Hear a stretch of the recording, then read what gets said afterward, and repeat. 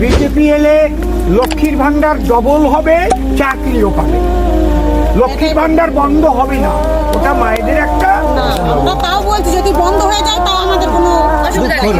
আমরা চাই যে আমাদের বেকার সব ছেলেপিলে পড়াশুনো করে আছে তারা যেন চাকরি পায়, আমাদের কেউ কোনো ভাতা দিতে হবে না, শুধু ছেলেপিলেগুলো যোগ্য মতো কাজ পায়। অবশ্যই যে যেমন যোগ্য তেমন কাজ পাবে, কিন্তু ছেলেমেয়েদের চাকরিও এরকম বলার ক্ষমতা কিন্তু অনেকের হয় না। উনি যেভাবে বলছে একটা প্রত্যন্ত গ্রামের মানুষ মহিলা সে যে এত বড় কথা বললো যে আমার ভাতা চাই না, কর্মসংস্থান চাই, ছেলে মেয়েদের চাকরি চাই, এটাই বলে।